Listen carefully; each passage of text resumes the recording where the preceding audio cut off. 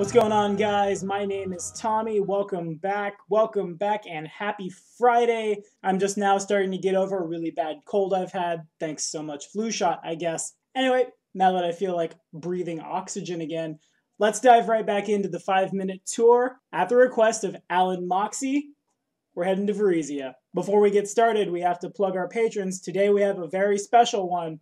Who, you might ask? Well, today's patron, in fact, is none other than the ice in your drink, the flame in your candle, the man so bad few people can handle, the one and only, never lonely, undisputed, can't refute it, undeniable brown hornet, Jeff Bealey. Thanks for your support, buddy.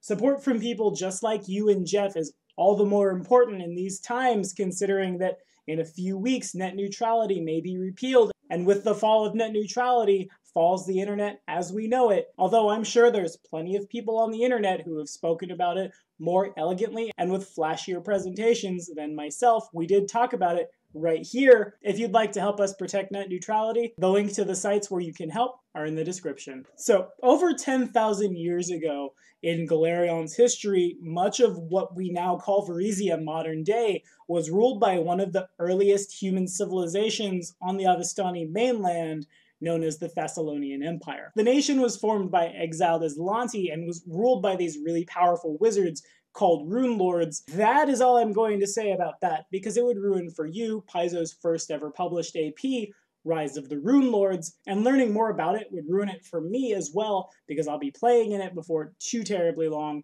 No spoilers here. We'll start Varisia's history with the Age of Darkness, where the people of Varisia, bereft of their rune lords, were left to create their own destiny. They go on to eventually develop into the Shoanti people. You know, the iconic Blood Rager running around with that gigantic hammer? Yeah, that's the Shoanti. These guys settled all over modern-day Varisia, while another group of people turned into what we're calling modern-day Varisians, for whom the land takes its current name. These guys took on a more nomadic lifestyle than the Shoanti. Thousands of years pass and the lands and the people of the region become more stable. The Shoanti battle giants and orcs, while the native Varisians roam across the region and spread out across Avistan. Varisia itself was largely ignored by the empires of the south because it was just really too far away, and the Jarls in the lands of the Lenorm kings preferred to raid farther south because Varisia lacked any major coastal settlements. This came to an end at the Ever War, the rapid Chelish expansion that took place shortly after Cheliax became its own independent empire. Exploration of the largely wilderness region began in 4405 AR when Chelish colonists entered the land through the Bloodsworn Vale. This sparked a war between the settlers and the Shoanti that lasted nearly a century, before the Shoanti were pushed back onto the Storval Plateau and other less desirable regions in Varisia. With the native inhabitants removed from the more fertile lands, Chelish colonists began to arrive in much greater numbers under the pretense of bringing civilization and culture to Varisia. And so they did, until the death of Eredin and the Civil War, which tore apart Cheliax. When House Thrun took the throne, a large part of the population of the Varisian city of Korvosa, who had allied themselves with House Thrun and Cheliax, left the city and founded the city of Magnamar on the southwest corner of Varisia. These two city-states have since been vying for resources, while the Shoanti grow strong and prepare for war in the north of Varisia.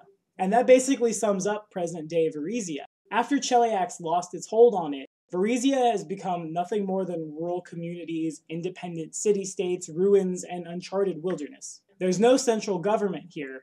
Varisia is in fact composed of a collection of independent city-states that each hold sway over a small collection of towns and villages and stuff, while the wilds on the edge of their territory are mostly claimed by the Shoanti. Varisian politics are dominated by the competing aims of criminal Riddleport, ambitious Magnamar, and traditionalist Chelish Korvosa. Varisia is also covered with countless gigantic monuments and buildings left over from the ancient Thessalonian Empire. They've survived for over 10 millennia due to the skills of the crafters that made them and the power infused in them. In the past few hundred years, the magic protecting these structures has finally begun to fail and have slowly been suffering from the normal effects of erosion.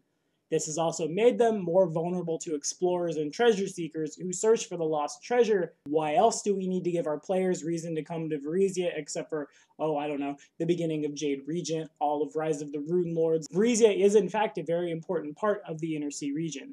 And of course, like all things on Galerion, Varisia does have its real-world equivalent. In this case, we're not looking so much at the land itself, so much as its people, as the native Varisians have a lot in common with Earth's Romani. Both the Romani and native Varisians are a dispersed people, and they both have migrated all over the places that one can migrate in Galerion/the real world. But enough about me. Have you guys ever been to Varisia? Have you ever adventured here in any strict non-Paizo AP kind of way? If so, throw it in the comments below. We'll talk all about it. Be sure to like and subscribe for more videos. If you have any requests for where any of my series go in the future, be sure to let me know. And the next episode of the 5-Minute Tour drops next Friday.